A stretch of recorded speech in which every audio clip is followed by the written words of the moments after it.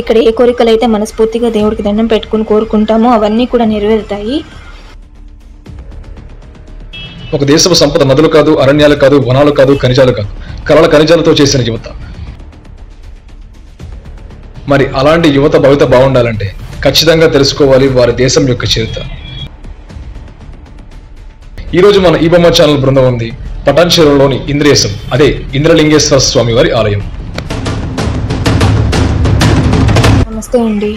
ఈ ఇంద్రలింగేశ్వర స్వామి టెంపుల్కి మేము అప్పుడప్పుడు వచ్చి వెళ్తూ ఉంటామండి. ఇది చాలా పురాతనమైన అంటే ప్రాచీనమైన టెంపుల్ అండి.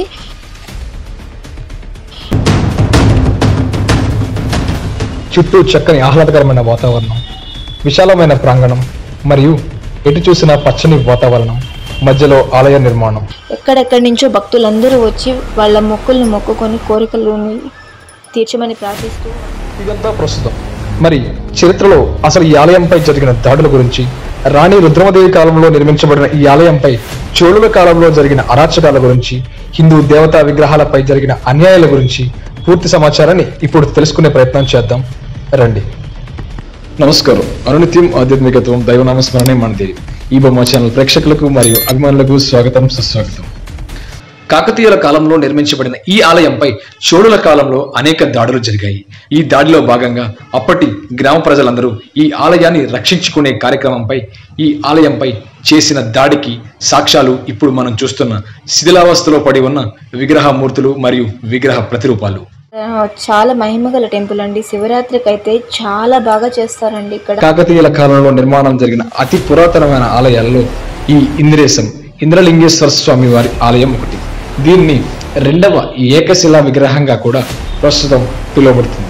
అయితే ఈ ఆలయంపై కాకతీయుల కాలంలో నిర్మించబడిన ఈ ఆలయంపై చోళుల కాలంలో అనేక దాడులు జరిగాయి. ఈ ఆలయంపై జరిగిన దాడులకు ప్రత్యేక నిదర్శనంగా ఇక్కడ అన్ని సాక్ష్యాలు మనకి కనిపిస్తూ ఉంటాయి. ఇదైతే నిజంగా చాలా రేర్ టెంపుల్. చాలా బాగుందండి టెంపుల్. చోళుల కాలంలో ఈ ఆలయంపై అనేక యుద్ధాలు మరియు దాడులు జరిగాయి. దానికి ప్రతీకగా ఇప్పుడు మనం చూస్తున్న ఈ ముక్కలు ముక్కలుగా మరియు శిథిలాలుగా పడి ఉన్న అప్పటి విగ్రహమూర్తులు మరియు విగ్రహాలు, వాటి ఆనవాళ్లు. ఇవే ఆనాడు జరిగిన యుద్ధకాండకు మిగిలిన సాక్ష్యాలు. కాకతీయుల కాలంలో నిర్మించబడిన ఈ ఆలయంపై చోళుల కాలంలో అనేక దాడులు జరిగాయి. ఈ దాడిలో భాగంగా అప్పటి గ్రామ ప్రజలందరూ ఈ ఆలయాన్ని రక్షించుకునే కార్యక్రమంపై, ఈ ఆలయంపై చేసిన దాడికి సాక్ష్యాలు ఇప్పుడు మనం చూస్తున్న శిథిలావస్థలో పడి ఉన్న విగ్రహమూర్తులు మరియు విగ్రహ ప్రతిరూపాలు. దాడిలో భాగంగా ధ్వంసం చేయబడిన విగ్రహాలు మినహా మిగిలి ఉన్న ఇంద్రలింగేశ్వర స్వామి వారి ఈ లింగాన్ని ఇక్కడ అప్పటి యుద్ధ ప్రతీకగా ప్రతిష్ఠించడం జరిగింది. అయితే నూతన ఆలయ నిర్మాణం తర్వాత ఇక్కడ ఈ లింగం ముందు నందిని కూడా ప్రతిష్ఠించడం జరిగింది.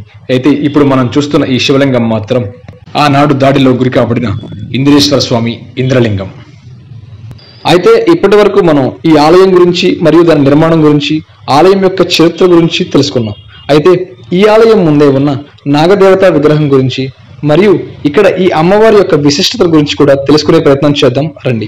ఇప్పుడు మనం చూస్తున్న ఈ నాగదేవత విగ్రహం కేవలం పుట్టలో మాత్రమే వెలసి ఉంది. చరిత్ర శక్తుల ప్రకారం మరియు ఇక్కడ ఆలయ నిర్వాహకుల ప్రకారం ఈ అమ్మవారికి ఆలయ నిర్మాణం జరగకూడదని మరియు ఈవిడ ప్రత్యక్ష దైవం అని, స్వయంభూ ఇక్కడ వెలిసిన నాగదేవత స్వరూపమని కూడా ఇక్కడ ఆలయ పురాణం మరియు స్థల పురాణం ఆలయ నిర్మాణం చెప్తుంది. హైదరాబాద్ పటాన్చెరువు నుంచి 6 కిలోమీటర్ల దూరంలో ఉంది ఈ ఇంద్రేశ్వర స్వామి వారి ఆలయం. కాకతీయుల నిర్మాణంలో జరిగిన ఈ ఆలయం మరియు ఓరుగల్లు, పోరాటాల పురిటిగడ్డ, వరంగల్లు మరియు కాకతీయుల నిర్మాణానికి శైలిగా నిలిచి ఏకశిలా తోరణాలు మరియు ఏకశిలా విగ్రహాలు, ఆనాటి స్మృతులు, యుద్ధకాండలు, యుద్ధానికి గురి అయిన హిందూ దేవతా విగ్రహాలు ఒకటేంటి చరిత్రను మించి మరియు చరిత్రను తెలియజేసే వాతావరణం, చరిత్రకారులను మరియు హిందూ దేవతా విగ్రహాలపై జరిగిన దాడులను తెలియజేసే ఏకైక ఏకశిలా విగ్రహం మన పటాన్చెరువులో ఉన్న ఇంద్రేశం, అదే ఇంద్రలింగేశ్వర స్వామి వారి ఆలయం. చూశారు కదా, ఇది ఈరోజు మన భాగ్యనగరంలో ఉన్న మరొక ప్రాచీనమైన ఆలయం, దాని విశిష్టత.